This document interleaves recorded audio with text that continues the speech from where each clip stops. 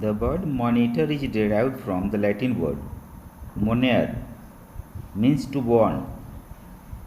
Information from monitoring equipment requires clinical interpretation and drug treatment accordingly, done by you only.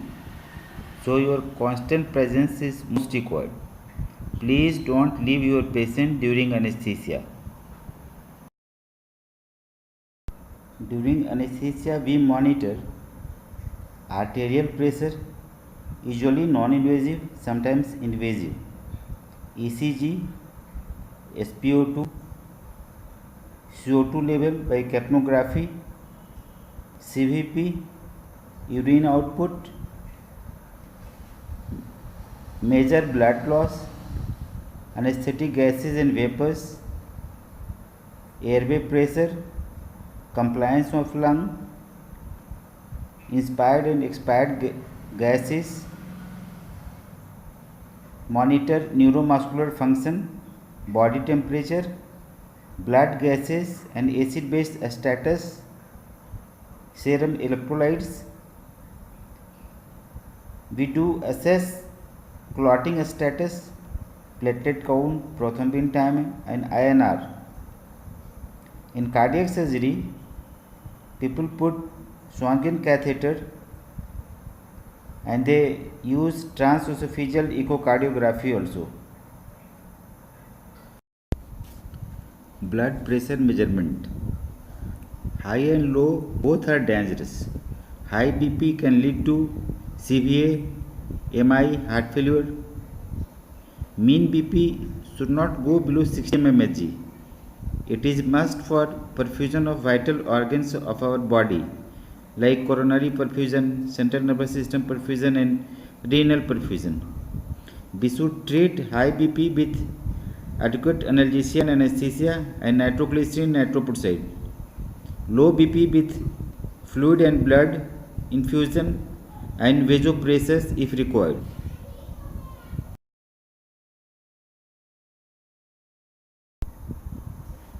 ECG gives information about arrhythmia like bradyarrhythmia, tachyarrhythmia, extrasystoles, atrial fibrillation, atrial flutter, ventricular ectopics, ventricular tachycardia, ventricular fibrillation and asystole of the heart. We can detect ischemic changes during surgery and electrolyte changes like hyperkalemia and hypokalemia.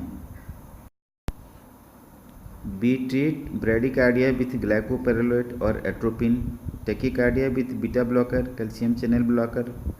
Beta blocker we usually use esmolol or metoprolol. If tachycardia is more than 100 beats per minute in adults, then we should definitely treat because cardiac output gets affected.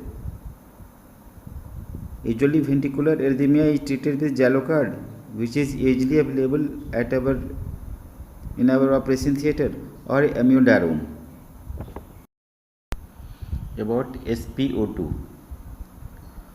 Oxygen is present in our body in two forms: dissolved in plasma measured by ABG machine as PaO2 and oxygen bound to hemoglobin which is measured by pulse oximeter. ABG is invasive, costly and takes time, but pulse oximeter is non-invasive and gives continuous information about oxygen delivery to the tissues via circulatory system. From oxygen dissociation curve, we know relationship of the two, PaO2 and SpO2. PaO2 60 mmHg is must for our survival. At PaO2 27 mmHg, SpO2 is 50. It's called P50. At PaO2 40 mmHg, SpO2 is 70. At PaO2 50 mmHg, SpO2 is 80. At PaO2 60 mmHg, SpO2 is 90. 90 SpO2 is acceptable for our survival. Next, Next is EtCO2 and capnography. It's a non-invasive method of measurement of CO2 level in the body. Normal value is 35 to 45 mmHg.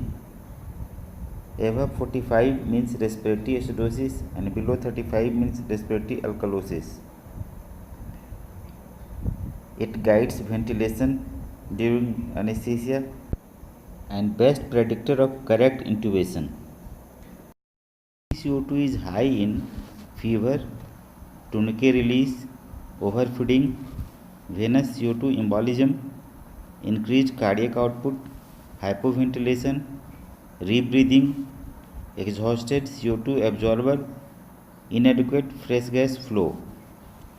EtCO2 is low in hypothermia, reduced cardiac output, hypotension, pulmonary embolism, and hyperventilation.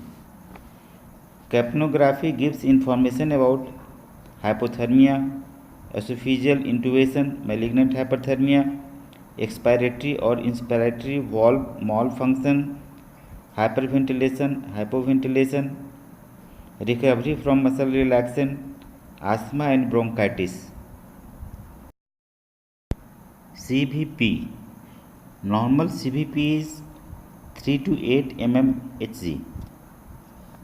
Low CVP is seen in hypovolemia and high CVP is seen in either hyperinfusion or cardiac failure. Urine output gives information about cardiac output.